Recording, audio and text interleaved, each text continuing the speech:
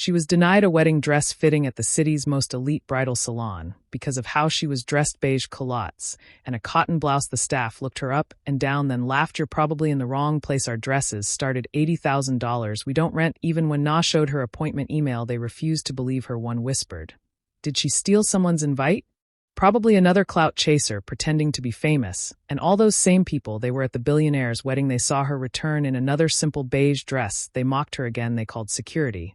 But when the chapel doors opened, they turned around and froze. Nina Everhart stepped into Maison Claire de Lune on a crisp April morning, the kind where New York City hummed with promise and the streets smelled faintly of coffee and rain. The boutique, nestled on Madison Avenue, was a temple of luxury, its windows framed with ivory roses, its doors guarded by a discreet gold plaque. Inside, chandeliers dripped crystal, and racks of gowns shimmered like captured starlight. Na, in her beige culottes and loose cotton blouse, looked like she'd wandered in from a different world. Her chestnut hair was pulled into a low bun, her face bare except for a hint of rose on her lips. At 29, her beauty was soft, high cheekbones, hazel eyes that seemed to hold secrets, and a quiet grace that made you look twice.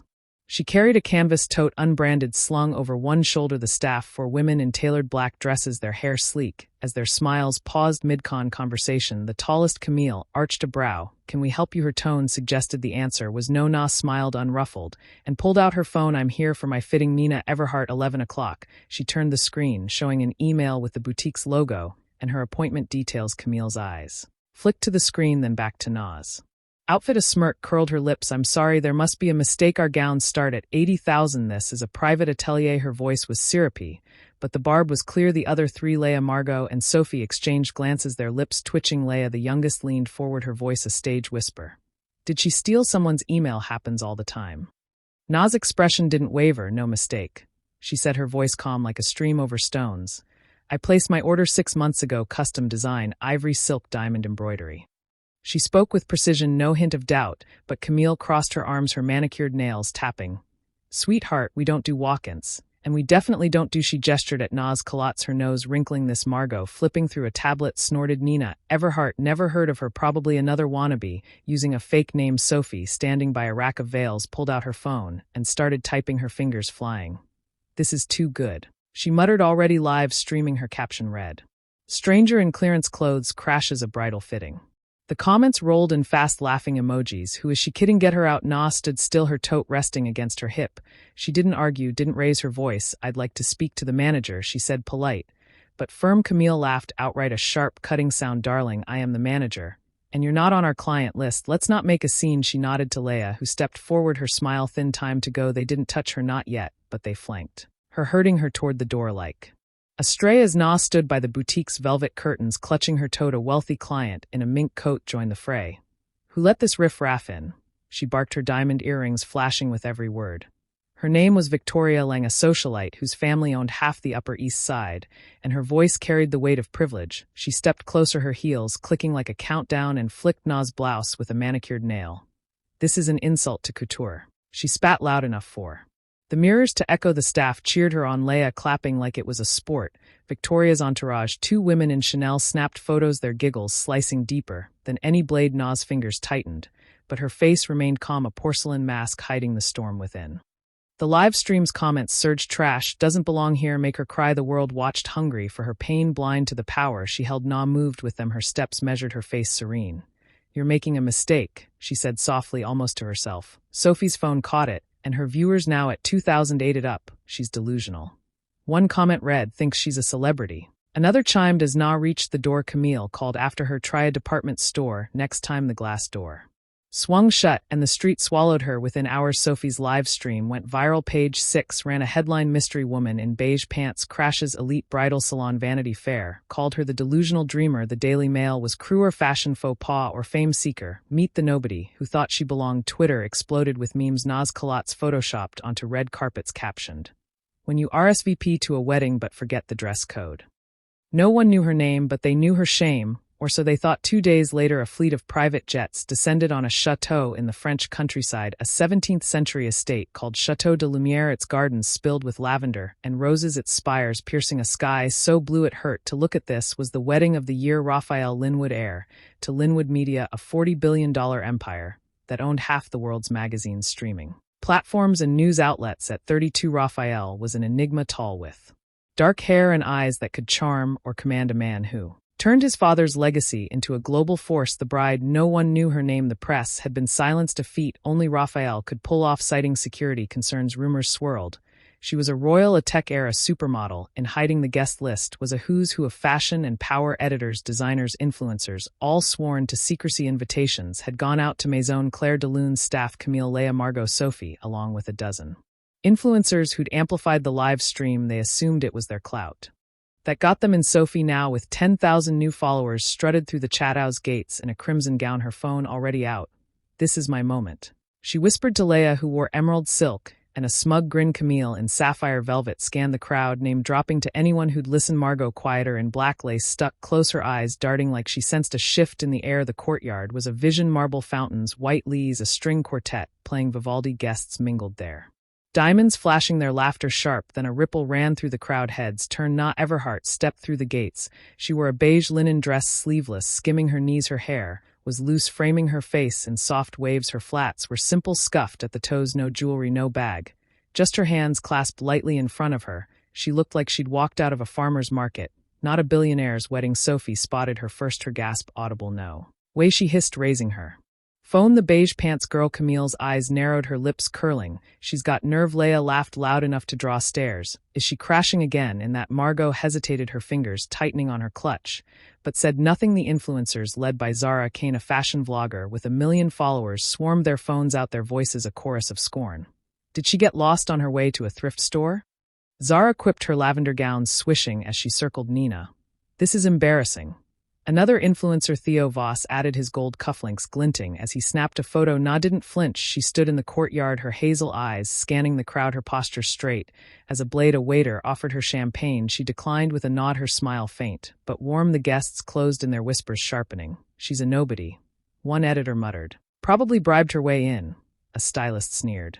Sophie started live streaming again, her caption bold, "Big girl crashes billionaire, wedding round 2.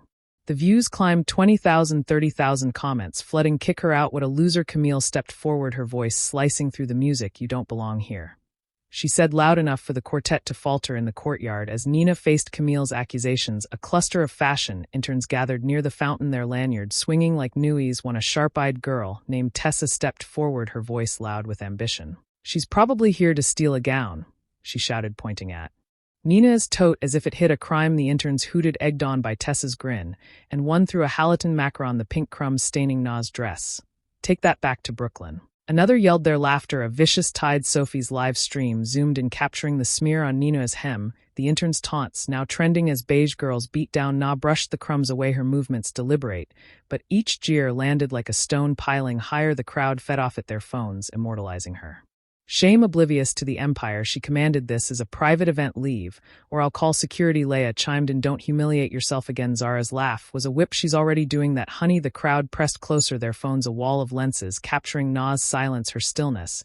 She looked at Camille, her gaze steady, almost gentle. "I'm invited," she said, her voice low but clear. "Check the list." Camille scoffed, waving a hand. "You're not on any list." She signaled to a guard, a burly man named Hugo with a buzz cut and an earpiece. He approached, his hand hovering near Na's arm. "Ma'am, let's go," he said, his tone flat. Na didn't move. "Ask for Raphael," she said, her eyes locked on Hugo's. "He'll clear this up."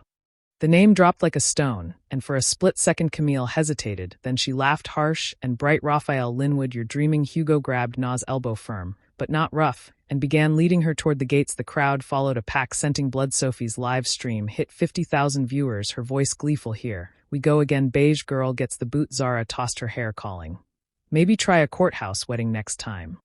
Theo shouted, "Send her to the cheap seats." Their laughter echoed off the chateau's stone walls, a sound that could break weaker hearts, as Hugo began leading Nina toward the gates. A famous designer, Julian Rex, known for his avant-garde runways, joined the mob, his silk scarf fluttering like a flag of contempt. "This is why we gatekeep," he declared, his voice booming for the influencers to catch. He leaned toward Nina, his cologne sharp, and sneered, "You're a walking mockery of taste." The crowd roared, emboldened, as Julian tossed his cocktail napkin at her feet, the paper fluttering like a challenge. Zara and Theo echoed him, chanting, "No taste, no place." Sophie's stream hit 60,000, her lens lingering on Na's dusty flats, now specked with dirt from the path. Na stepped over the napkin, her spine straight, But the designer's words clung like damp air, each syllable, a wound no one saw bleed. The world laughed louder, blind to her strength. Nina walked on her dress, catching the breeze, her face unreadable. Halfway to the gates, a tech heir named Priya Shah, draped in a gown of molten gold, pushed through the crowd, her bracelets jangling like chains. She's scamming us all. Priya shrieked, her voice shrill enough to silence the quartet. She pointed at Nina, her nails like daggers, and spat. You think you're clever sneaking in, you're nothing. The crowd surged, phones flashing as Priya grabbed a glass of rose from a passing tray and flung it at Nina, the pink liquid splashing her dress, dripping down her legs. Sophie's live stream exploded. 80,000 viewers, now comments screaming, "Drown the fraud." Na paused, wiping a drop from her cheek, her eyes steady, but burning with something unspoken. Priya laughed triumphant as the mob howled their cruelty, a wildfire. No one dared to stop. She didn't beg, didn't argue. She moved like someone who knew the storm would pass. As they reached the edge of the courtyard, Margot broke away from the group, her face pale. She caught Na's eye, her voice barely audible. "I'm sorry," she whispered, then turned back, swallowed by the crowd. Na nodded, a flicker of warmth in her gaze, but said nothing. Hugo's grip tightened as they neared the gates, the crowd's jeers peaking. Wedding crasher, someone yelled. "Go home."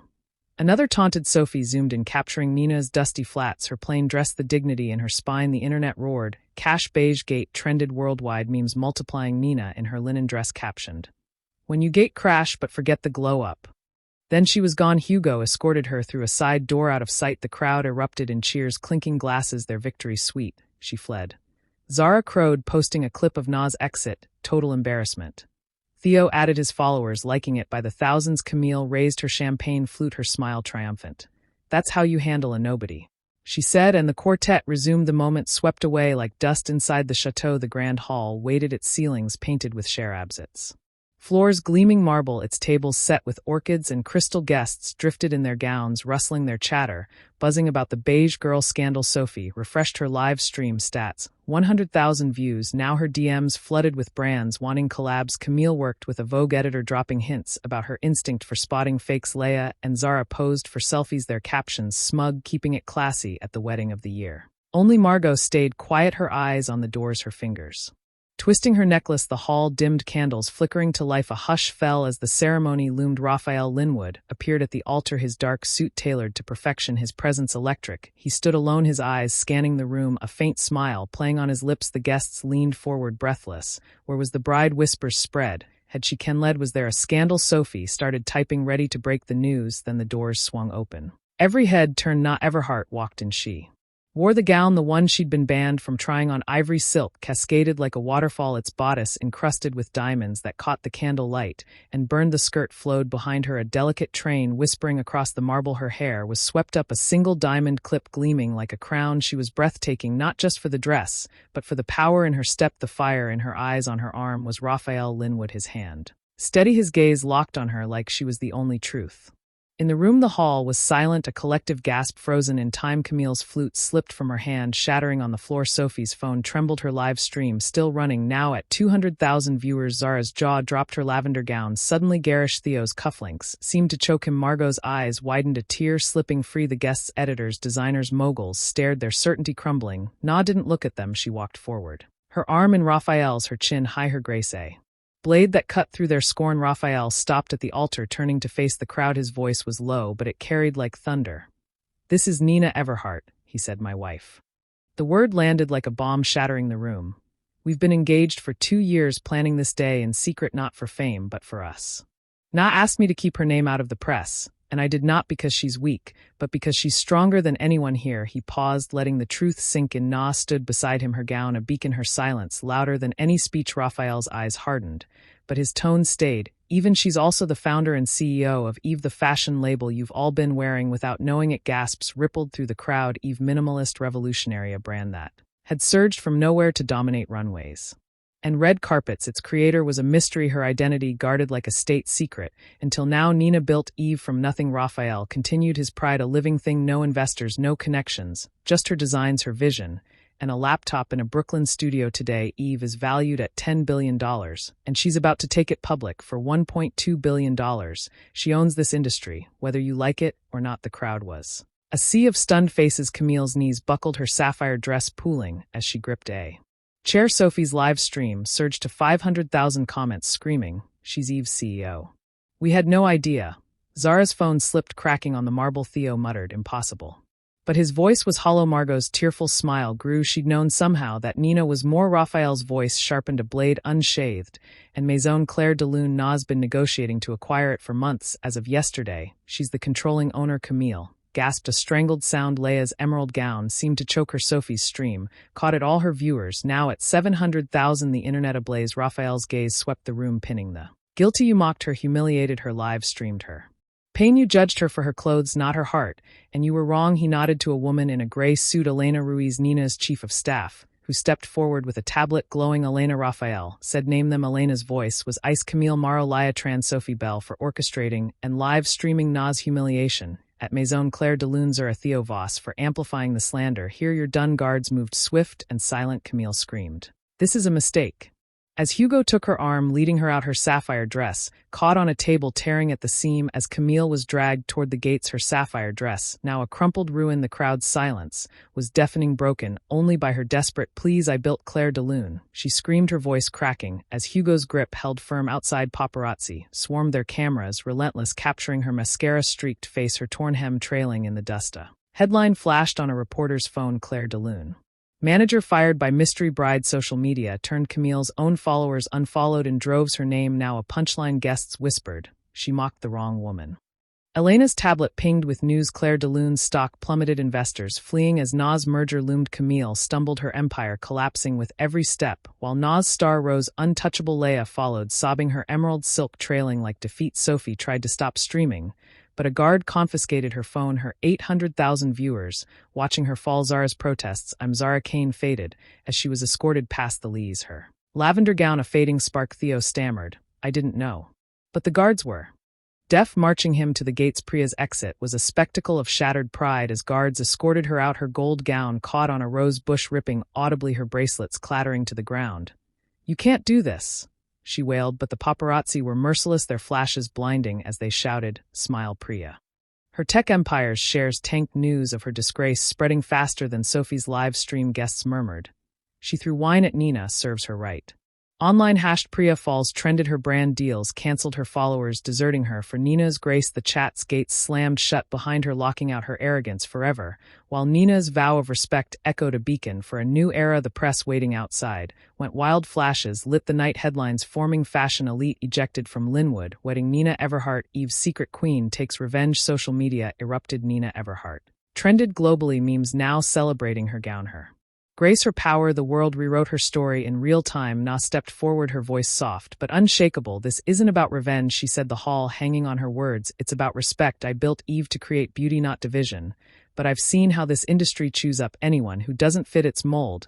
That changes now. She paused, her hazel eyes sweeping the room, resting briefly on Margot, who stood alone, her face strewn with tears. Maison Claire de Lune will merge with Eve. No more gatekeeping, no more cruelty. We'll design for every woman, not just the ones you deem worthy. The crowd was silent, some nodding, others too stunned to move. Na's gaze softened, but her resolve was iron. And to those who judged me, learn from this, kindness costs nothing, but cruelty has a price. She turned to Raphael, her hand finding his, their connection a quiet fire. The efficient, a silver-haired Frenchman named Father Julien stepped forward, his robes rustling. The ceremony began, vows exchanged under a canopy of stars. Now promised to stand by Raphael, her voice steady as dawn. Raphael vowed to be her shield, his eyes never leaving hers. The kiss was gentle, a seal of equals. The reception unfolded in the garden's lanterns, glowing music weaving through the air. Na and Raphael danced, her gown shimmering like moonlight, his hand steady on her back. Elena approached later, her tablet dark. It's done, she said. Claire de Lune's staff terminated, effective immediately. The mergers announced, the world's calling you a revolutionary. Na smiled, leaning into Raphael. Good, let's keep it that way. As the night deepened, Na found Margot by the fountain, her black lace dress damp with tears. You apologized, Na said, her voice warm. That mattered. Margot nodded, choking out, I didn't know who you were. Na touched her arm. You don't need to know someone's name to be kind. She paused, then added, Eve Bridal needs a face. I'd like it to be you. Margot's eyes widened, her breath catching. Me. Na nodded. You saw me when no one else did. The party swirled on, but Na and Raphael slipped away, standing alone by the chateau's edge, the countryside stretching dark and endless. He brushed a strand of hair from her face, his voice low. You changed the game tonight. She smiled, her hazel eyes catching the stars. We did together. They weren't just husband and wife, they were a force rewriting an industry's soul. With every step, Na Everhart didn't need to shout her worth. She'd walk through fire and emerged as light. If this story hit you deep, Don't forget to like, share, comment, and subscribe for